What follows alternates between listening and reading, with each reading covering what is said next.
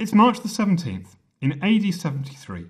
We're visiting ancient Rome to watch the Liberalia, an annual festival that celebrates the liberty of Rome's citizens. We're looking in at a 17-year-old named Lucius Popedius Secundus. He's not from a poor family, but he lives in the region known as the Suburra, a poorer neighbourhood in Rome, yet close to the centre of the city. The tenants of these apartments are crammed in, which poses considerable risk. Fires are frequent, and the smell of ash and smoke in the morning is not uncommon. Lucius, who awoke at dawn, has family duties to perform today. His 15-year-old brother is coming of age. Half the children in ancient Rome die before they reach adulthood, so this is a particularly important milestone. Lucius watches his brother stand in his new toga before the household shrine with its protective deities, as he places his bulla, a protective amulet, in the shrine with a prayer of thanks. The bulla had worked. It had protected him. Unlike many others, he had survived to become an adult. At 17, Lucius has almost completed his education.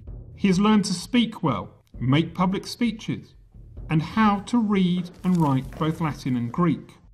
His father has taught him the types of things you can't learn in the classroom. How to run, how to swim, and how to fight. Lucius could choose at 17 to become a military tribune and command soldiers on the edge of the empire. But in other ways, Lucius is still a child. He's not trusted to arrange business deals. His father will take care of that until he is 25. And Dad will arrange Lucius's marriage to a girl 10 years younger. His dad has his eye on a family with a 7-year-old daughter. Back to the Liberalia. As Lucius leaves with his family, the shops are open as the population goes about its business. The streets are full of itinerant traders selling trinkets and people bustling from place to place. Large wagons are not allowed in the city until after the 9th hour, but the streets are still crowded. Fathers and uncles take the kids to the Forum of Augustus to see statues of Rome's famous warriors, like Aeneas, who led Rome's ancestors, the Trojans, to Italy, and Romulus, Rome's founder, and all the great generals of the Republic from more than 100 years earlier. Lovingly, we can imagine fathers and guardians with their now adult children remembering stories of Rome's glory and retelling the good deeds and sayings of the great men of the past. Lessons on how to live well and to overcome the follies of youth. There is a sense of history in this place, relevant to their present. Romans made an empire without end in time and space. Rome was destined to be eternal through warfare. Wars were a fact of life, even in AD 73.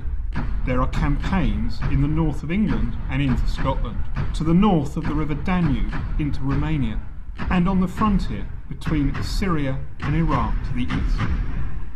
It's now the 8th hour, time to head for the baths. Lucius and his family head up the Via Lata, the wide street, to the Campus Martius and the enormous Baths of Agrippa. The family members leave the clients and freedmen outside and enter the baths with their peer group.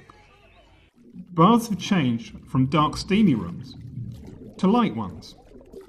The Romans had perfected window glass.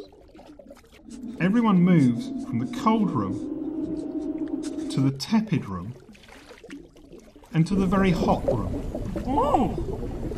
More than an hour later, the bathers leave massaged, oiled, and have been scraped down with a striggle to remove the remaining dirt.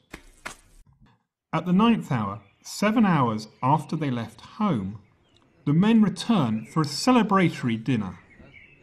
Dinner is an intimate affair, with 9 people reclining around the low table. Slaves attend to their every need, as the diners, through gestures, demand more food and wine. As the day closes, we can hear the rumble of wagons outside. The clients and freedmen, with a meal of robust, if inferior, food inside them, shuffle off to the now tepid baths before returning to their apartment blocks. Back at Lucius's house, the drinking continues into the night. Lucius and his stepbrother don't look too well. A slave stands by in case either of them needs to vomit. With hindsight, we know Lucius's future. In 20 years' time, the Emperor Vespasian's youngest son, Domitian, as emperor, will enact a reign of terror. Will Lucius survive?